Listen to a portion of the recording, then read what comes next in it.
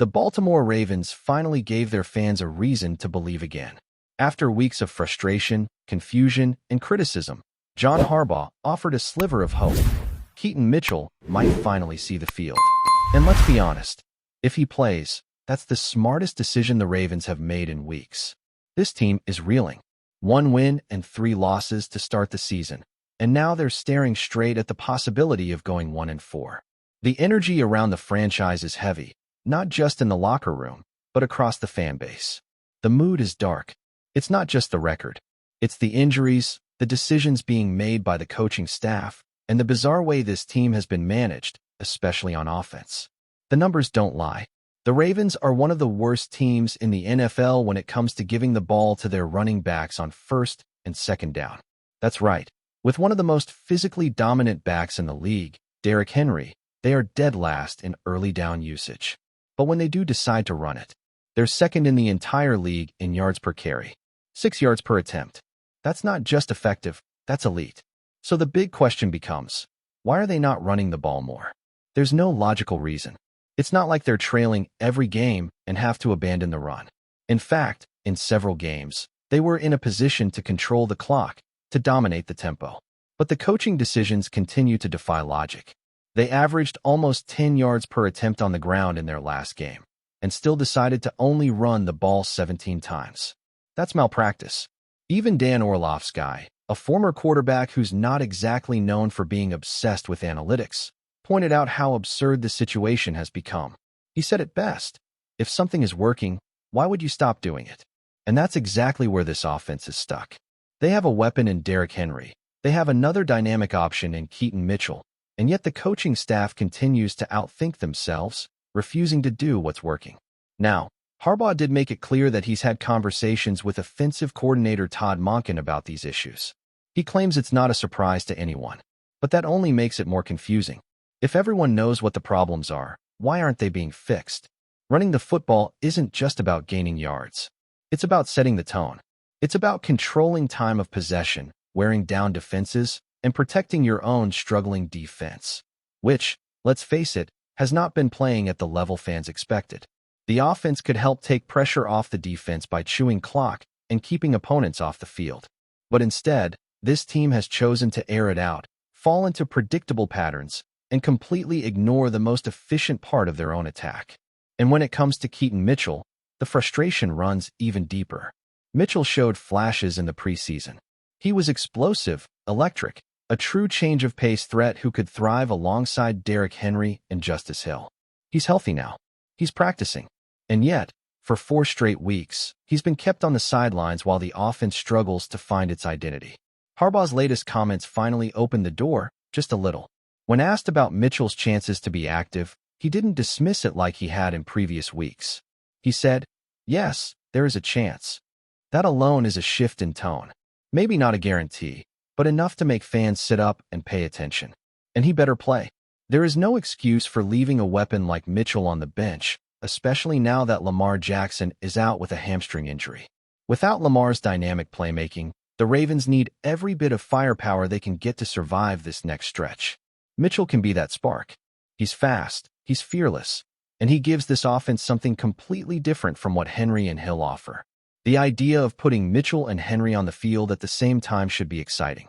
The contrast in styles could be a nightmare for defenses.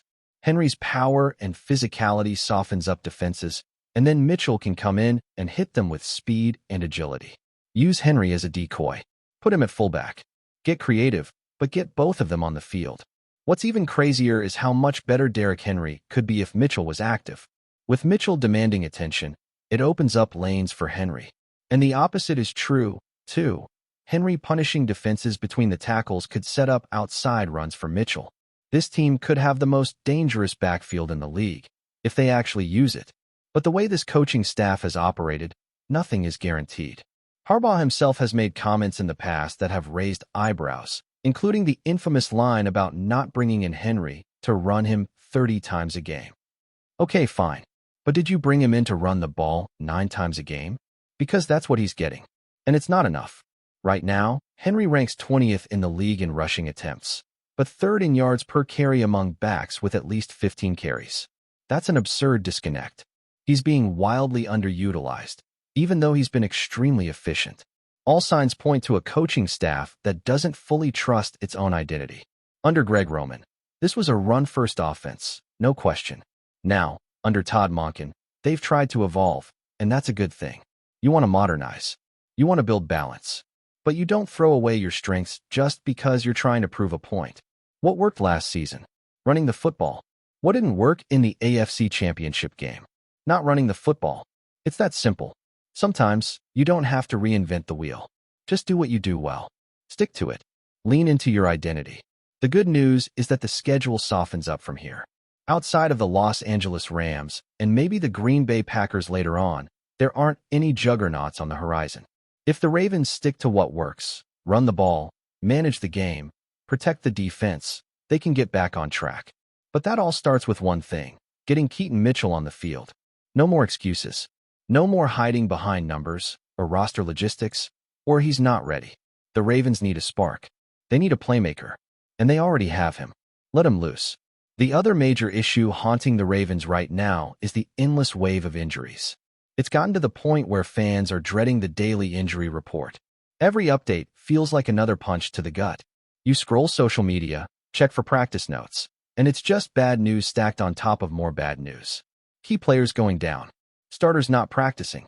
And worse, even when guys do return, they're not at full strength.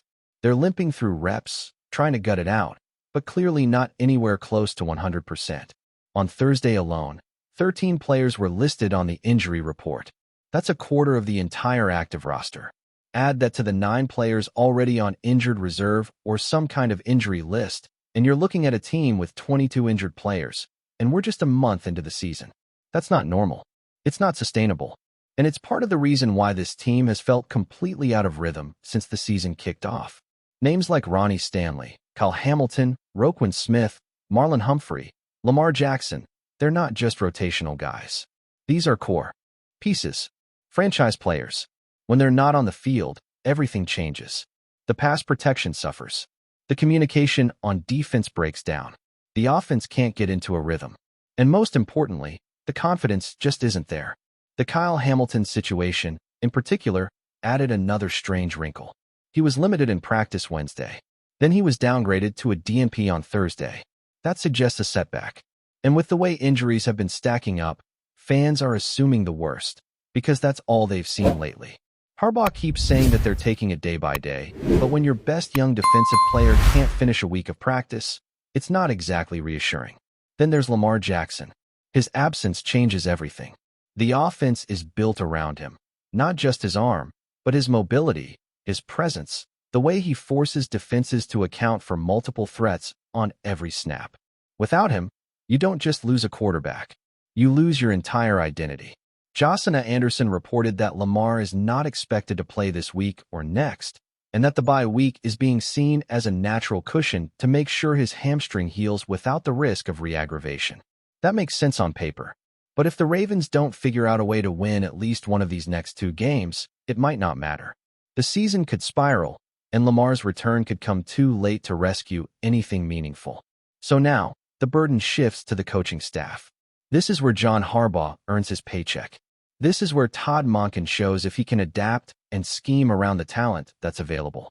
This is where Zach, or the defensive coordinator, has to stop making excuses and start getting results. This is going to be a test of coaching more than talent. Because without your stars on the field, it comes down to preparation, adjustments, and execution. And let's be real, the defensive play calling has been a problem. The schemes have looked soft. The secondary has been out of position. The blitz packages have been predictable. There's no edge, no fire, no identity on that side of the ball. That has to change. With or without the starters, this defense needs to play with more aggression and more discipline. The bright side? The Houston Texans are not an elite team. This is not the Kansas City Chiefs. This is not the Miami Dolphins. This is not even the Detroit Lions. Houston has talent, sure, and a solid young quarterback in C.J. Stroud, but their offensive line is one of the worst in the league. If there's ever a week where the Ravens can get pressure and force some turnovers, it's this one. Calais Campbell is back in full practice. Travis Jones may be limited, but he's trending in the right direction. And then there's Kyle Van Noy, who has quietly been one of the most consistent presences on the defense this year. If he plays, that adds a veteran edge presence that the Ravens desperately need. The big key is going to be the pass rush. C.J. Stroud has not scored a touchdown against the Ravens' defense. In fact, the Texans' offense hasn't even found the end zone in the last couple of matchups with Baltimore. That stat is wild. But it also means nothing if this current version of the defense can't get to him. The Texans' offensive line is vulnerable. The Ravens need to attack it early and often. Pressure creates mistakes. Mistakes create turnovers. And that's something this defense has been starving for outside of their one breakout game against the Browns. But let's not sugarcoat it. The offensive side of the ball is where the biggest question marks lie. Without Lamar, the Ravens turn to Cooper Rush. And while he's experienced and has won games in the NFL, he's not a game changer. He's not going to extend plays or throw 40-yard lasers on the run. What he can do is manage the game, get the ball out quickly, and keep the offense on schedule. That only works, though, if the run game shows up. And this is why Derrick Henry becomes the most important player on the field. This has to be a Derrick Henry game.